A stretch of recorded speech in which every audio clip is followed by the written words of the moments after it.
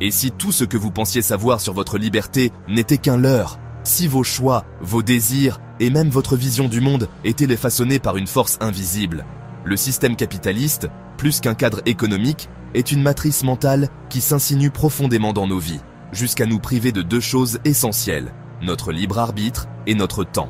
Mais comprendre cette emprise, c'est aussi ouvrir la porte à une transformation radicale et à une reconquête de soi. Plongeons dans une analyse détaillée pour reprendre ce qui nous appartient.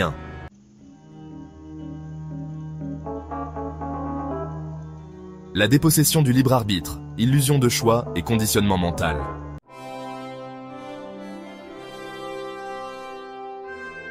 Dès l'enfance, des choix imposés, déguisés en liberté. Notre arrivée dans ce monde s'accompagne d'une série d'attentes et de directives que nous assimilons comme normales. L'éducation, première étape de notre conditionnement, ne nous enseigne pas à réfléchir librement ou à explorer nos véritables aspirations. Au contraire, elle structure notre pensée selon les besoins d'une société capitaliste. Les institutions scolaires forment des individus adaptés au marché du travail, pas des êtres épanouis et autonomes. Imaginez un enfant qui aime dessiner.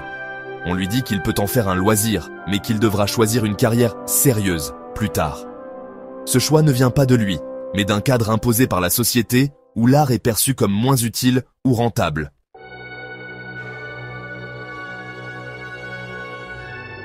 Les mécanismes du conditionnement. Premièrement, la programmation mentale.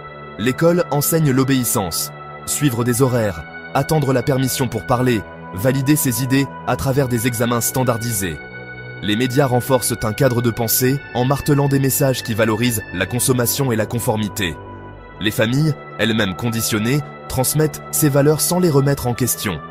Par exemple, choisir une carrière stable plutôt qu'un chemin de passion est souvent perçu comme une sage décision. Mais cette stabilité est une illusion. Elle découle de la peur inculquée par un système où l'échec est stigmatisé. Deuxièmement, la standardisation des désirs. La publicité crée une illusion de bonheur liée à la consommation. Acheter une voiture, une maison ou des vêtements de marque devient un symbole de réussite personnelle. La culture populaire impose des standards universels. Que vous viviez à Paris ou à Tokyo, vous aspirerez à des modèles de vie similaires grâce à l'uniformisation culturelle. Pourquoi tant de gens veulent un dernier modèle d'iPhone, même s'ils n'en ont pas réellement besoin? Parce qu'il est présenté comme un symbole de modernité et de statut social. Le résultat, une liberté illusoire. Nous croyons être maîtres de nos choix, mais ces derniers sont souvent limités à des options prédéfinies. On choisit parmi les métiers proposés, les styles de vie acceptés, ou encore les croyances populaires. En réalité, cette liberté de choix n'est qu'une version déguisée d'un contrôle subtil.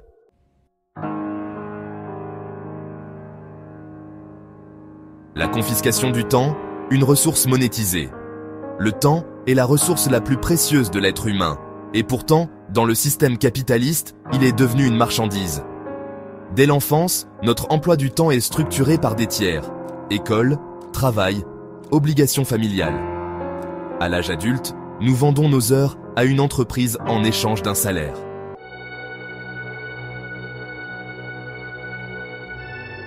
Les mécanismes de la confiscation du temps. Premièrement, la discipline du temps. À l'école, on apprend à diviser notre journée en blocs rigides, matinée, récréation, après-midi. Ce modèle prépare à la vie en entreprise, où le temps est strictement encadré.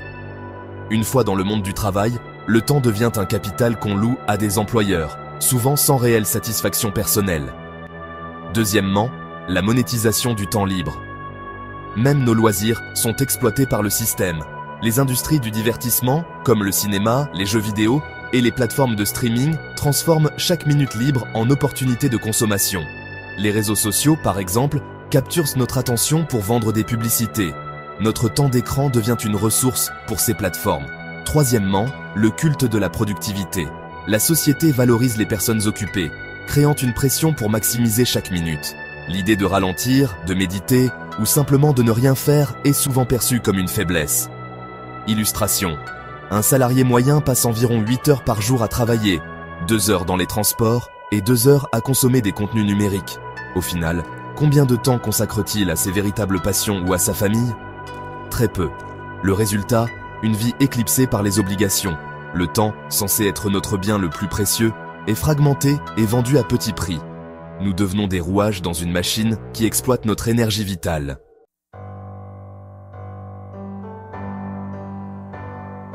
Une aliénation spirituelle profonde, la déconnexion avec soi-même. Le résultat de cette double dépossession, libre arbitre et temps, est une aliénation spirituelle. En perdant le contrôle de nos choix et de notre temps, nous nous éloignons de notre essence. Nous remplissons nos vies de distractions pour éviter d'affronter ce vide, mais cela ne fait qu'aggraver le problème. Les signes d'une aliénation spirituelle. Premièrement, perte de sens.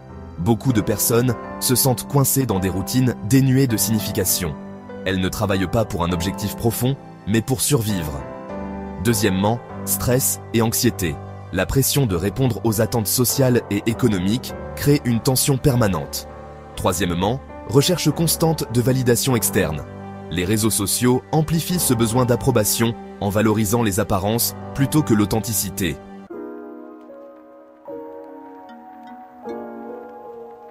Reprendre le contrôle, une révolution intérieure.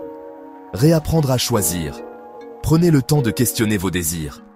Pourquoi voulez-vous ce que vous voulez? Est-ce vraiment un choix personnel? Explorez des alternatives en dehors des sentiers battus. Par exemple, si votre métier ne vous nourrit pas, envisagez des projets en alignement avec vos valeurs. Réinvestir votre temps. Définissez vos priorités. Que voulez-vous vraiment accomplir avant de mourir?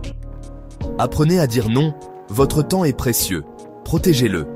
Se reconnecter à soi-même, pratiquez la méditation ou le journal introspectif pour mieux vous connaître. Ralentissez et apprenez à savourer les petits moments de la vie. Conclusion, le réveil d'un être libre. Le système capitaliste ne se limite pas à une structure économique. Il est une matrice mentale qui régit nos choix et contrôle notre temps. Mais cette emprise n'est pas définitive. En prenant conscience de ces mécanismes, nous pouvons nous libérer. Cette liberté ne vient pas de la révolte extérieure, mais d'une révolution intérieure. Reprendre son libre arbitre et son temps, c'est réaffirmer son essence d'être humain souverain et créateur. Alors, posez-vous cette question.